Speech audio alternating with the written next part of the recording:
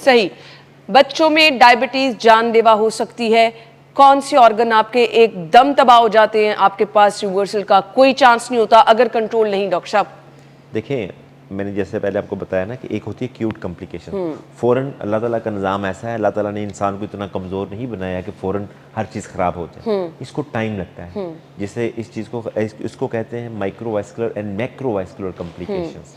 ठीक है, उसमें जब बच्चे को एक दफ़ा शुगर हो जाती है तो हम उसकी बेस लाइन कहते हैं कि जी आप अपनी बेस लाइन करवाएं। जैसे कि उसके हम फ़ोटोज़ लेते हैं, आँखों के फ़ोटोज़ लेते हैं, RFTs करवा लिए, LFTs करवा लिए, जिस्म की दूसरी चीज़ों के टेस्ट करवा लिए, बता दिया। तो उसमें जो कॉम्प्लिकेशंस आती हैं यूजुअली बच्चों में, अगर सही तरह से कंट्रोल भी कर रही हैं तो 10 to 12 ईयर्स के बाद आनी शुरू होती हैं। ठीक है, अगर आपकी प्रॉपर मॉनिटरिंग नहीं है तो। लेकिन अगर आप मॉनिटरिंग है तो वो बेसिकली टेन्योर बढ़ जाता है। ठीक है, तो इसमें आपने ये कोशिश करनी है कि आप शुगर को कंट्रोल करें। उसमें जैसे मैंने आपको बताया कि मॉनिटरिंग बार बार कराएं, चेकअप करवाएं। ठीक है डॉक्टर साहब, बड़ा अहम सवाल है। बड़ों में तो शुगर चेक करने का तरीक़ेकार होता है ना, आपने वो यहाँ से ब्लड का एक कतरा निकाला। बच्चों में कैसे चेक करते हैं? बच्चों में भी इसी तरह ही चेक करते तो हैं। माएँ तो बड़ी परेशान होती हैं, बार बार बच्चों का खून निकाले। दिन में एक ही दफ़ा चेक करने की ज़रूरत होती है कि अब उसके शुगर लेवल को देखते हुए मेंटेन करने के लिए 3-4 दफ़ा भी आपको देखना पड़ जाएगा? देखें, जब इनिशियली जब बच्चे की डोज सेट करनी होती है तो उसकी 6 से 7 दफ़ा करते हैं। एक खाना खाने से 6 पहले से 7 दफ़ा आपने बच्चे की नीडल लगानी है, एग्जैक्टली ब्लड निकालना है। जी। डॉक्टर साहब, ये तो डिप्रेशन, बच्चा एक अलहदा से उसमें फेज में चला जाता है। देखें, आइडियली मैं बात कर रहा हूँ।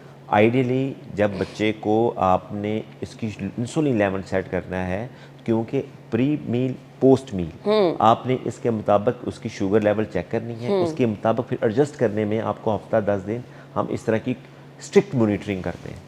माँ बाप को ये बताते हैं कि ये फॉलो करें। अच्छा। लेकिन इसके अलावा और भी कई टूल्स आ गए हैं। लेकिन वो एक चीज़ ये है कि हम यहाँ पे ओवरऑल पूरी सोसाइटी के लिए मैनेज कर रहे हैं चीज़ें।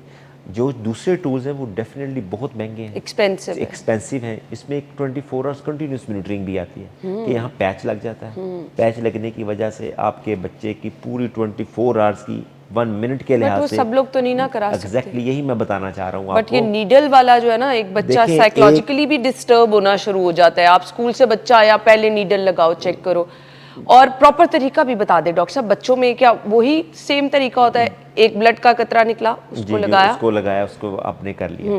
देखें, इसमें एक यह चीज़ रखें कि जो चीज़ एक आप पे अल्लाह ताला ने आज़माइश डाल दी है, ठीक है, उसको फिर आपने बर्दाश्त करना है। शुगर लेवल होना कितना चाहिए, मैक्सिमम मिनिमम? देखिए, मैक्सिमम जो होता है ना कि जब शुगर की जो गाइडलाइंस हैं उसमें यह है कि जी फास्टिंग ब्लड शुगर 126 से ज़्यादा हो तो फिर वो आपके डायबिटीज, बच्चों में, बड़ों में, बड़ों में ये एक ही ठीक है। ठीक है। और फिर उसको होता है ग्लूकोज टॉलरेंस टेस्ट। अगर हमें डाउट है कि जी शुगर है या नहीं है तो उसमें 75 ग्राम ऑफ ग्लूकोज हम दे के 2 आवर्स के बाद करते हैं। अगर तो वो 200 मिलीग्राम पर डेसीलीटर से ज़्यादा है तो वो डायबिटीज़ है। और दूसरा ये चीज़ होती है कि अगर रैंडम खाना खाने के 2 घंटे बाद अब शुगर लेवल चेक करते हैं और 200 से ज़्यादा है तो वो भी शुगर है।